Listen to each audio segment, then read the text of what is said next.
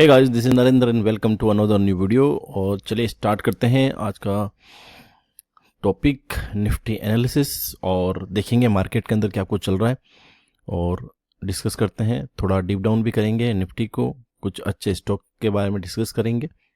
तो अभी तक अगर आपने मेरे चैनल को सब्सक्राइब नहीं किया है तो प्लीज़ कर लीजिए, लाइक शेयर का बटन दबा दीजिए ताकि हमें अच्छे अच्छे वीडियो बनाने के लिए मोटिवेशन मिलता रहे। तो चलिए सामने है आपके, देखिए निफ्टी का चार्ट सामने है। और अगर मैं निफ्टी के चार्ट को थोड़ा सिंपल कर देता हूँ आपके लिए, देखिए क्या चल रहा है मार्केट में। सबसे पहले अगर हम इस दिन से स्टार्ट करें जब निफ्टी के अंदर एक बड़ा ग्रीन कैंडल आया था, मोरोबोजो कैंडल बोलते हैं इसको। इसके अंदर इस कैंडल की विक नहीं थी नीचे, देखिए मतलब जहाँ से स्टार्ट हुआ प्राइस वहीं से सीधा ऊपर चला गया। ऑल टाइम जो हाई था उसको क्रॉस करने की कोशिश की लेकिन नेक्स्ट डे नहीं कर पाया, मार्केट वहाँ से सीधा नीचे आ गया। मतलब ऊपर खुला था, अगर इसको आप 15 मिनट में दिखाऊंगा मैं आपको, ऊपर खुल करके नीचे आ गया। उसके बाद अगले दिन फिर से एक कोशिश हुई थी, सक्सेसफुल नहीं हुआ मार्केट। नेक्स्ट डे एक बड़ा जो बाइंग फोर्स होता ना उसने फिर कोशिश की और थर्ड डे भी सक्सेसफुल नहीं हुए और मार्केट नीचे आ गया। उसके बाद में देखो, जब भी मार्केट अब एक दो कोशिश कर लेता है ना तो बाहर थक जाते हैं, वो खुद भी हार्ड हथियार डाल देते हैं कि नहीं अब नहीं पॉसिबल है, क्योंकि सेलिंग फोर्स यहाँ पे ज़्यादा होता है। तो वहाँ से फिर बायर ने जैसी कोशिश छोड़ी, देखिए सीधा यहाँ पे क्या हुआ, गैप डाउन हो गया। मतलब प्राइस यहाँ पे क्लोज हुई थी 26,170 के आसपास और नेक्स्ट मॉर्निंग जब खुलती है तो सीधा 26,000 पे। तो गैप डाउन हुआ, गैप डाउन के बाद में फिर से प्राइस नीचे गई लेकिन यहाँ से बायर ने फिर से कंट्रोल ले लिया। देखिए होता क्या है ना कि जब मार्केट के अंदर बाइंग और सेलिंग का फोर्स हमें समझना पड़ेगा। जब सेलर ज़्यादा होते हैं तो मार्केट को नीचे ले जाएंगे। यहाँ पे कोई सेल नहीं कर पा रहा बिकॉज कि यहाँ मार्केट लोगों को बुलिश लग रहा है। 26,000 का जो लेवल है ना, एग्जैक्ट ये देखिए यहाँ प्राइस कहाँ स्टार्ट होती है, देखिए ये वाला प्राइस 26,000, एग्जैक्ट 26,000 से प्राइस स्टार्ट होती है और मार्केट वापस जो है 26,180 के आसपास चला जाता है। तो अब क्या होगा, देखिए ये वापस वही जोन है जहाँ पे बायर और सेलर की अच्छी खासी फाइट होनी है। यहाँ पे अगर मार्केट को इस लेवल को क्रॉस करना है तो बाइंग फोर्स बहुत अच्छी चाहिए, बहुत अच्छा वॉल्यूम चाहिए, तो फिर ये इस लेवल को ब्रेक कर पाएगा। बाकी 26,300 का जो लेवल है ना, ये ऑल टाइम हाई है। यहाँ पे बड़ी सेलिंग कर रखी है लोगों ने, ऑप्शन राइटिंग के अंदर काफ़ी अच्छी सेलिंग हो रखी होगी। तो यहाँ पे वो लोग, देखिए होता क्या, मैं आपको थोड़ा समझाता हूँ। अगर फॉर एग्जांपल देखिए यहाँ पे बाइंग करने वाले लोग अगर कम होंगे और सेलिंग फोर्स ज़्यादा होगी तो वापस एक रेड कैंडल बन जाएगा। मतलब हो सकता है मार्केट थोड़ा ऊपर खुले लेकिन वापस मार्केट जो है नीचे की तरफ ट्रेवल करना स्टार्ट कर देगा। ठीक है, मेरी ड्राइंग थोड़ी ख़राब है, कुछ और लेते हैं। तो देखिए मैं कोशिश करूंगा आपको समझाने की। तो देखिए यहाँ पे हमें क्या चाहिए, हमें चाहिए कि हमें ये देखना है कि मार्केट ओपन कहाँ पे होता है। मार्केट अगर इसी लेवल पे कहीं पे ओपन होता है और उसके बाद में मार्केट धीरे धीरे ट्रेवल करना अगर स्टार्ट करता है, ठीक है, ये आपको 15 मिनट के अंदर दिखेगा। ठीक है, तो मार्केट धीरे धीरे अगर इस तरह से थोड़ा थोड़ा ऊपर जाके कोशिश करेगा ना, तो देखिए आपको यहाँ पे एग्जैक्ट एक बार सेलिंग दिखेगी। ये तो मार्केट क्या करेगा, इस लेवल के आसपास काफ़ी देर तक ट्रेवल करना चाहिए और फिर मार्केट एकदम से बाउंस कर सकता है। तो ये एक सिनेरियो होगा जो 15 मिनट में आपको दिखेगा। मतलब ये मैं डेली के अंदर दिखा रहा हूँ आपको, लेकिन ये अभी अपन 15 मिनट में इसको देखते हैं। तो इस तरह से थोड़ा साइडवेज टाइप का एक्शन होना जरूरी है इस एरिया के पास में। मतलब मार्केट को इधर साइड में जाना चाहिए, एक छोटी ग्रीन कैंडल बने या रेड कैंडल बने, एक दो दिन यहाँ पे साइड में अगर मार्केट रहता है। देखिए या तो एक तरीका होता है कि सीधा मार्केट ब्रेकआउट कर दे, एक बड़ी बाइंग फोर्स आए और सीधा इसको इस लेवल को तोड़ दे। तो क्या होगा, जो 300 के अंदर जो 26,300 पे ऑप्शन जो राइटर है, जो जिन्होंने कॉल सेल कर रखी होगी, वो डर जाएंगे और वो अपनी पोजीशन छोड़ेंगे। देखिए जब मैं एज ए सेलर हूँ, मैंने मार्केट में सेल कर रखा है और मैं अपनी पोजीशन को स्क्वायर ऑफ करूंगा तो एक तरह से मैं भी बाइंग कर रहा हूँ। जब मेरी पोजीशन रिवर्स होती है तो वो बाइंग में जाती है, समझ रहे हैं। मतलब जब अगर मैंने बाई किया है तो मार्केट में मुझे अपनी पोजीशन स्क्वायर ऑफ करनी, तो मैं बेसिकली उसको सेल करता हूँ। वैसे अगर मैंने पहले सेल कर रखा है तो मैं अपनी पोजीशन जब छोड़ूंगा तो मैं उसको बाई करूंगा। तो होगा क्या कि यहाँ पे जो फ्रेश बायर जो बाइंग कर रहे हैं, एक तो वो बायर्स रहेंगे, दूसरा यहाँ पे जो पोजीशन अपनी छोड़ेंगे वो भी बाइंग के अंदर इंक्लूड हो जाएंगे, और उसके साथ के अंदर अगर नए बायर और आ गए तो तीन फोर्स यहाँ पे मिल सकती है जो बायर्स के रूप में आएगी। आप समझे, मतलब मैं रिपीट करूंगा, जो सेलर हैं वो अगर डरे तो वो अपनी पोजीशन छोड़ेंगे, छोड़ते ही वो ऑटोमेटिकली बायर बन जाएंगे। नए बायर जो ऑलरेडी फ्रेश बायर हैं वो यहाँ पे बाइंग कर रहे हैं, ठीक है, वो भी इसमें इंक्लूड हो जाएंगे। और जो मार्केट को धीरे धीरे ऊपर लेके जा रहे हैं वो बायर्स भी ऑलरेडी इसके अंदर इंक्लूड हैं। तो 3 फोर्स जब मिलेगी तो ये लेवल टूटेगा और उसी से ही ये 26,300 का लेवल ब्रेक हो सकता है। लेकिन अगर यहाँ पे सेलर ज़्यादा हुए तो वो फिर मार्केट को यहाँ से नीचे ले जाएंगे। तो 2 कंडीशन है, मार्केट सीधा ब्रेकआउट कर दे अच्छी खासे फोर्स के साथ में, अच्छे वॉल्यूम के साथ में, या फिर मार्केट यहाँ पे अगले 2-3 दिन तक साइडवेज चलता रहे। अगर मार्केट यहाँ पे 2-3 दिन अगर साइडवेज आपको जाता हुआ दिखे तो आप ये समझ जाना कि मार्केट जो है वो यहाँ पे आगे जाकर के एक ब्रेकआउट करने वाला है। तो इस तरह से मार्केट के अंदर 2 साइकोलॉजी काम करती है, तो हमें दोनों के लिए तैयार रहना है। देखिए हम चलते हैं थोड़ा डीप डाउन, 15 मिनट या 1 घंटे में जाके चेक करते हैं।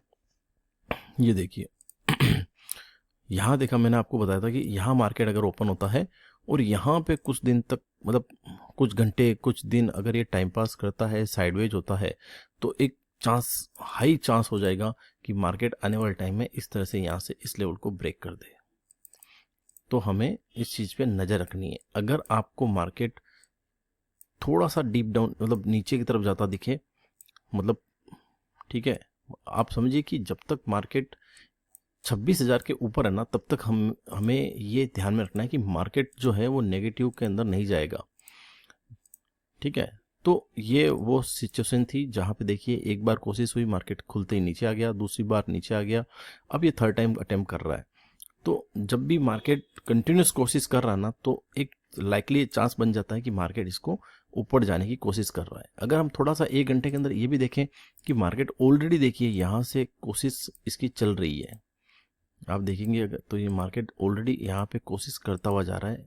हो सकता है इस बार भी थोड़ा कोशिश करके नीचे आ जाए और वापस यहाँ से दोबारा कोशिश करे। तो देखिए 3rd या 4th टाइम के अंदर मार्केट जो है सक्सेसफुल हो जाता है अपने किसी भी लेवल को ब्रेक करने के लिए, चाहे वो नीचे की तरफ हो चाहे अपसाइड हो।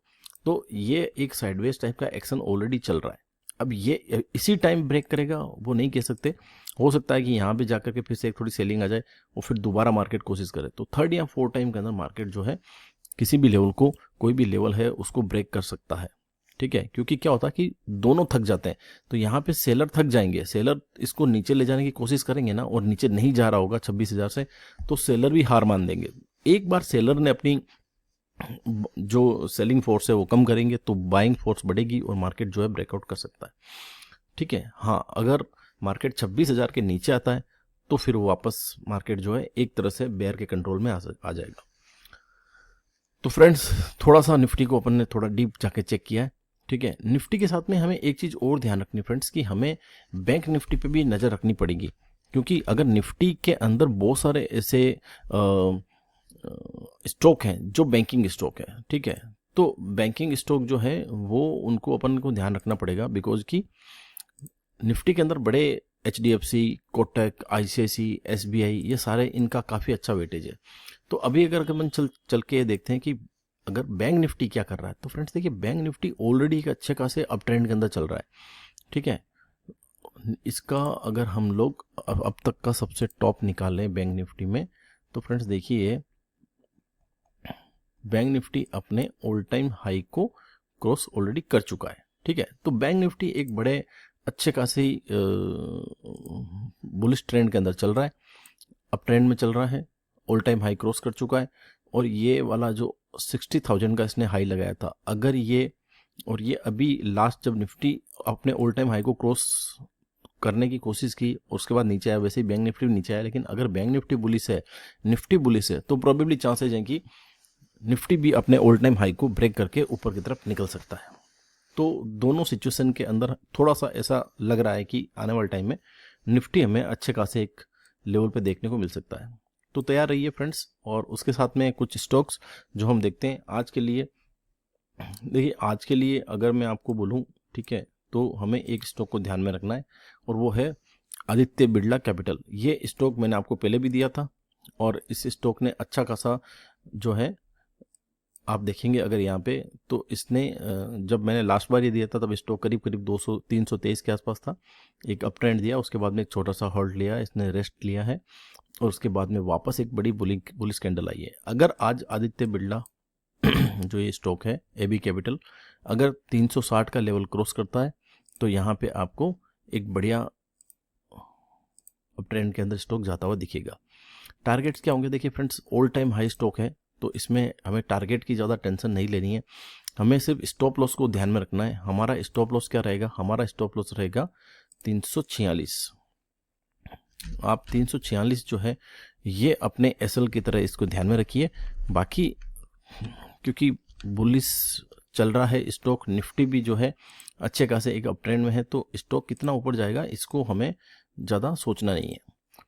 तो ऊपर कितना जाएगा वो हमें छोड़ देना है, क्योंकि काफ़ी अच्छा स्टॉक है, तो इसके अंदर बने रहना है। और दूसरा एसएल को ध्यान में रखना है। एसएल इसलिए ध्यान में रखना फ्रेंड्स बिकॉज कि यहाँ से अगर स्टॉक रिवर्स हो जाता तो फिर ये एक नीचे के लेवल पे आ सकता है 323 या उससे भी नीचे जा सकता है। ठीक है। दूसरा फ्रेंड्स स्टॉक जो रहेगा वो रहेगा हमारा एसआर मोटर। देखिए एसआर मोटर के अंदर क्या चल रहा है, स्टॉक ने एक अच्छी खासी रैली दी है, उसके बाद में एक साइडवेज टाइप का एक्शन रहा, उसके बाद में फिर से अपना जो ऑल टाइम हाई था उसको ब्रेक किया, थोड़ा सा नीचे आया, लेकिन वापस उसको सस्टेन कर गया। अब सस्टेन कर गया है फ्रेंड्स, देखिए मैं तो इसमें क्या होगा कि स्टॉक के लिए अब अपसाइड के जो रास्ते हैं वो सारे खुल जाते हैं। ठीक है, तो इसको हमें ध्यान में रखना है। और ये बहुत ही बढ़िया स्टॉक है फ्रेंड्स, मतलब कंटिन्यूस रिटर्न देता हुआ जा रहा है। अच्छे नेगेटिव, जब निफ्टी नेगेटिव चल रहा था तब भी ये स्टॉक जो है अच्छा खासा अप ट्रेंड के अंदर चल रहा था। तो ये आपके लिए मैंने इसका नाम भी थोड़ा सा हाईलाइट कर दिया। इस स्टॉक के अंदर फ्रेंड्स अगर आप देखेंगे तो 8000 के टारगेट थोड़े दिख रहे हैं। रीज़न बिहाइंड इसके पीछे कुछ लॉजिक चीज़ें हैं, तो वो मैं आपको तो समझाऊंगा, लेकिन इसमें 8000 तक के टारगेट जो है हमें देखने को मिल सकते हैं, क्योंकि 7000 का जो लेवल है इसने अच्छे खासी तरह से सस्टेन किया है। देखिए 7000 का लेवल जो है ना, यहीं से स्टॉक जो है वापस अपसाइड की तरफ घूमा है, और अच्छा खासा स्टॉक जो है बुलिश ट्रेंड करके रेस्ट जितना करना है इसने कर लिया है। तो अब ये एक नेक्स्ट लेवल पे जाएगा, तो हमारा जो फर्स्ट टारगेट रहेगा वो करीब करीब रहेगा 8000। तो 8000 तक के लिए हमें इसमें बने रहना है। बहुत जल्दी हमें ये टारगेट देखने को मिलेंगे, कितना कब दिखेगा वो मुझे नहीं पता, मैं सिर्फ यहाँ पे आपको स्टडी शेयर कर रहा हूँ। आप स्टडी को देखिए, क्यों किसी स्टॉक को हमें लेना चाहिए, क्यों नहीं लेना चाहिए। ये इस वीडियो को या मेरी जो स्टडी है उसको आपको टिप की तरह नहीं लेना है, आप लॉजिक समझ कर देखिए। मैंने आपको लास्ट बार भी बताया कि जब ये ट्रेंड लाइन ब्रेक हुई थी तब एक एंट्री बनी थी, उसके बाद ये फिर से एक जो लेवल है ये ब्रेक हुआ है, तो उसके बाद एंट्री बनी है। तो देखिए जब ट्रेंड लाइन ब्रेक हुई थी तो कितना अच्छा स्टॉक ने रिटर्न दिया, उसी तरह से अगर ये लेवल ब्रेक हुआ है तो अब ये एक अच्छा खासा रिटर्न दे सकता है। तो लॉजिक समझना है, स्टडी को समझना है, टिप एडवाइजरी को नहीं देना। ये आप चार्ट कोई भी हो, आप कोई भी चार्ट खोलिए, अगर आपको इस तरह का लेवल देखने को मिलते हैं, इस तरह का एक प्राइस एक्शन देखने को मिलता है कि हाँ देखिए यहाँ पर भी एक है ना ये ट्रायंगल टाइप का था, इसका ब्रेकआउट हुआ था, तो अच्छा लेवल। तो आपको अगर ये चार्ट कहीं पे इस तरह से देखने को मिलता है और ब्रेकआउट दिख रहा है, तो आप कोई भी चार्ट हो, कोई भी स्टॉक हो, आप स्टडी अगर आपके दिमाग में होगी तो आप उसको ले सकते हो। ठीक है, स्टॉक का नाम चेंज हो जाएगा, लेकिन स्टडी के अंदर जो चार्ट्स हैं, जो पैटर्न्स हैं वो सेम रहते हैं, वो आपको देखने। तो अगर ये आपको चाहे निफ्टी में दिखे या टाटा मोटर में दिखे या आपको सन फार्मा में दिखे, कोई भी स्टॉक में दिखे, अगर आपको इस तरह का ट्रायंगल दिखता है और ब्रेक होता हुआ दिखता है, तो आप स्टडी अगर आपके दिमाग में होगी तो आप खुद मतलब किसी के भरोसे नहीं रहोगे, आप खुद अपनी स्टडी के हिसाब से काम कर पाओगे। तो फ्रेंड्स इसको वापस रिपीट कर रहा हूँ, स्टडी की तरह लेना है, कोई टिप एडवाइजरी की तरह नहीं लेना है। ठीक है, बस मेरी स्टडी को ध्यान में रखिए, देखिए कि ऐसा होता है या नहीं होता। जब ये ब्रेकआउट हुआ था तो इतना स्टॉक ने रैली किया, उसके बाद अब ये रैली करता है या नहीं करता, इसको देखिए। अगर ये करता है तो इसका मतलब कि ये स्टडी काम करती है, तो आप इसको इस लॉजिक से ले सकते हो। तो फ्रेंड्स इस वीडियो में इतना ही। Thank you so much. बने रहिए वीडियो के साथ, शेयर कीजिए, लाइक कीजिए, सब्सक्राइब कीजिए।